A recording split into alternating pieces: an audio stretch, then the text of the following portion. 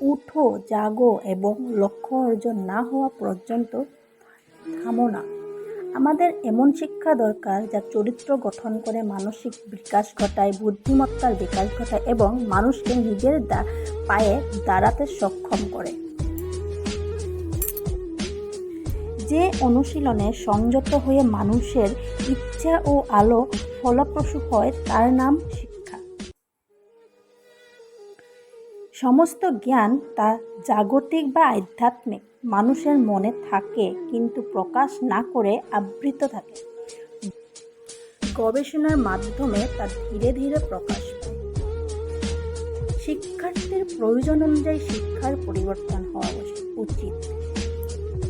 জ্ঞান অর্জনের একটাই উপায়, তা হল একাগ্রতা। একাগ্রতার শক্তি জ্ঞানের ভাণ্ডারের একমাত্র চাবিকাঠি।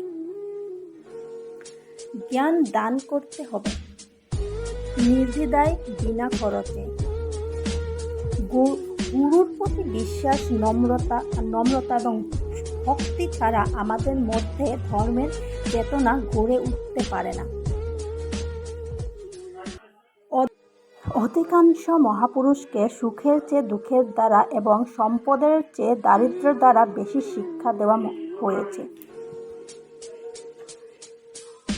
একজন মানুষ যা ভাবে তাই হয়।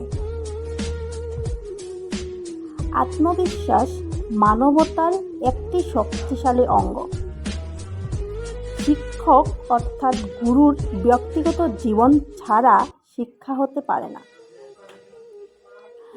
একজন শিষ্যের জন্য যা প্রয়োজন তা হল বিশুদ্ধতা, জ্ঞানের প্রতি সত্যনিষ্ঠা সহ কঠোর পরিশ্রম। মস্তিষ্ককে নানা ধরনের জ্ঞানে ভরে দেওয়া, তা থেকে কোনো কাজে না আসা এবং সারা জীবন বিতর্ক চালিয়ে যাওয়া শিক্ষা নয়।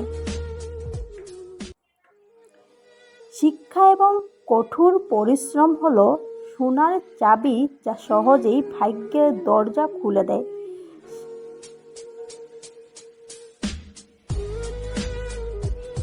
গরিব ছেলে শিক্ষার জন্য না আসতে পারলে তার কাছে শিক্ষা যাওয়া উচিত। জ্ঞান নিজের মধ্যেই আছে, মানুষ তা আবিষ্কার করে। আপনি চেষ্টা না করলে কেউ আপনাকে শিক্ষিত করতে পারবে না। নারীদের এমন শিক্ষা পাওয়া উচিত যাতে তারা স্বাবলম্বী হতে পারে এবং নিজেদের সমস্যা নিজেই সমাধান করতে পারে। তাদের মধ্যে একটি আদর্শ চরিত্র গড়ে উঠতে পারে।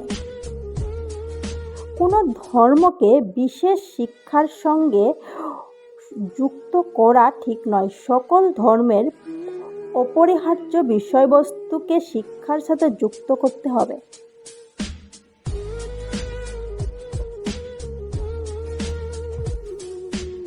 ধন্যবাদ বন্ধুরা।